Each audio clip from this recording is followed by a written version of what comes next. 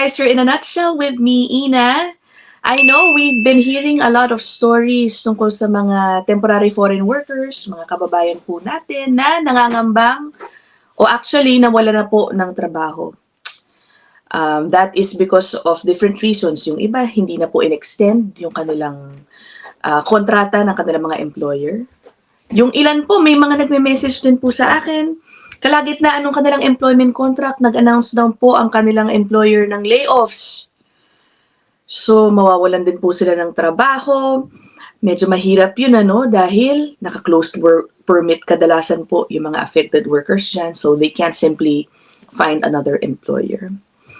Pero alam nyo po ba na hindi lang po mga TFW ang nakakaranas ng layoffs? Or rather, nagtatanggalan ng trabaho, hindi lang po sa TFW. Pati po ang mismong mga government workers here in Canada, nako po, nag-a-announce na rin po ng mga layoffs dito. Actually, it's been happening for quite a while. Later on, I will explain to you kung gaano karami na po ang natanggalan ng trabaho sa gobyerno ng Canada. As we know, itong si Prime Minister Mark Carney, isa po sa kanyang pinangakong gawin din ay to cut government spending, cut wasteful government spending.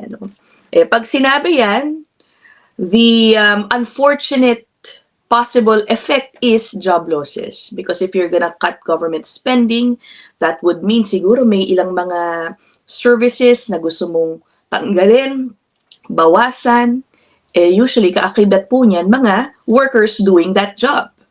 Diba? So anyway, sige, puntahan po muna natin, sunod-sunod pala. When I started researching articles, different federal government offices currently announcing job cuts, nakakalungkot din. Kaya guys, sa totoo lang, I can't help but also think or feel na isa ito talaga sa mga dahilan kung bakit yung mga citizens, PRs, susuportahan talaga yung pagbabawas ng mga TFWs, mga temporary residents. Kasi nga, marami sa mga locals ang nangangailangan at maaaring mangangailangan pa in the future, ng trabaho dahil sa nangyayari dito. Anyway, sige, puntahan muna natin to. Ito yung isa sa mga latest na nag-announce ng job cuts. The Canada Revenue Agency, CRA.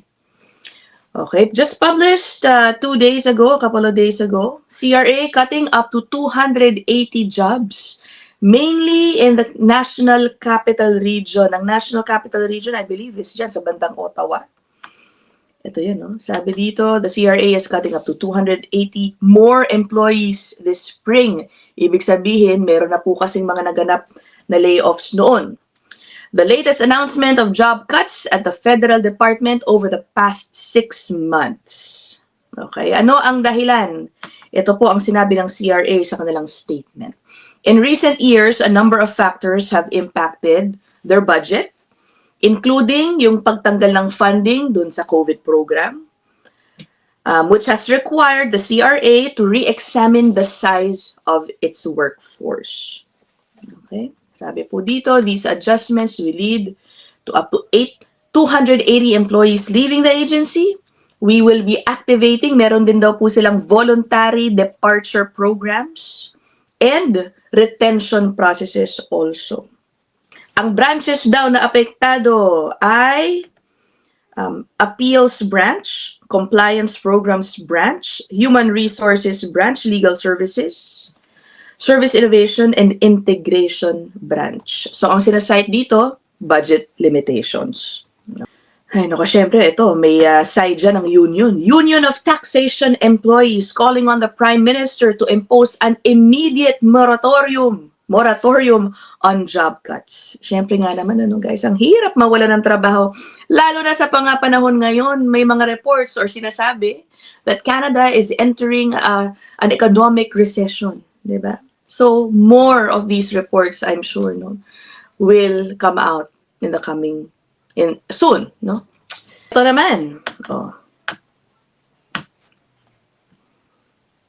So, nauna na tayo, guys, dun sa CRA. Ngayon, passport offices also posted just a couple of days ago. Okay, CTV News, job cuts coming to Canadian passport offices. About 800 jobs across the country. Yan, tatanggalin daw by the end of June. Well, after recently announced job cuts to the Canada Revenue Agency, more cuts are on the horizon, this time at passport offices across the country. CTV's Kimberly Fowler joins us now live to break it all down. Kimberly. Well, Austin, around 800 jobs will be eliminated at passport offices across the country by the end of June. Now, this comes as Service Canada reduces its workforce in anticipation of a decrease in passport applications. A Service Canada spokesperson says the organization continually assesses the workforce to align with forecasted volumes. A union of national employees, which represents passport officers, says these cuts are disheartening and affecting the most vulnerable public servants. You're looking at people who are making under $50,000 a year. So it seems to me like Mark Carney is, looking at fiscal responsibility on the backs of the least paid public servants in the public service. And so I'm not sure that Canadians are going to continue to get the services that they so need to be able to get their passports through these cuts. So ayun isa naman sa mga dinadahilan dito ay inaasahan daw kasi na bababa ang bilang ng passport applications. Kaya daw po sila magbabawas ng trabaho, ng workers. Grabe, nakakalungkot. Sabi dito nung representative ng workers, ang earnings daw po, ang kita ng mga yan, less than $50,000 per year. Itong sinasabi niya, ang sinasabi ni Mark Carney na tatanggalin ng wasteful spending. Ang matatanggalan ng trabaho ay yung mga taong medyo low income pa. Diba? Okay. At alam nyo ba, ito na nga, sabi ko sa inyo, these job cuts have been happening for a while now. I saw this report showing that over the past year, itong last 2024 to 2025, first time daw in a decade na nag-shrink ang Federal Public Service. Ayun, in a decade. Okay. Ilan ang trabahong nawala over the last year? 10,000 jobs. Ito po yan, sabi dito. CBC News, nearly 10,000 jobs shed over the last year. Including more than 6,000 na pala sa CRA. Sabi po dito, the Federal Public Service has shrunk for the first time since 2015. Ayun na nga dahil nearly 10,000 ang nawalan ng trabaho over the past year. Ito po yung mga federal agencies kung na nakaranas ng tanggalan. Parks Canada, National Capital Commission, and the CRA. The CRA is the most affected. Isa rin po, ito, of interest sa aking mga viewers, isa po sa most affected agencies ay ang IRCC. I know, several months ago, nag-announce na rin talaga ng job cuts dyan, Kaya nga, nagreklamo yung mga tao noon na, ano ba yan, magtatanggalan pa ng empleyado sa IRCC kung kailan. Napakalaki ng backlog sa mga iba't ibang applications na inaasikaso nila. And right now, ayun, parang patagal yung processing time yata. O sabi dito, among the core departments, IRCC also took a big hit, losing 1,944 employees. Ayan, almost 2,000 employees. Ewan ko kung dadagdagan pa to, wala pa po tayong nakikitang update kung meron pong bagong layoffs na mangyayari dyan sa IRCC. Pero sana hindi naman makakontribute ito sa backlog na nakikita natin. Tignan nyo itong processing time. Puntahan na lang natin itong for temporary residents. Work permit. Ayan, dito tayo. Dahil itong concern ng marami ngayon. Work permit from inside Canada na application. Ano ang processing time? It is now, 238 days. Last updated, just a few days ago din.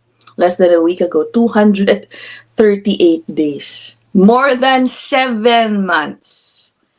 Tapos ayun, nagbabawas pa ng workforce.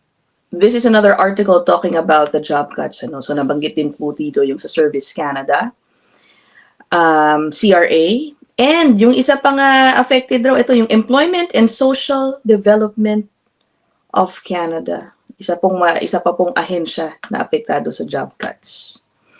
800 workers with term jobs at Service Canada will be eliminated as of June 27. Ano pala to, no? Article to ng isang workers union. Sabi dito, throughout the election, the Liberals promised caps, not cuts. But each week, hundreds of federal workers are receiving notice that their jobs are being eliminated.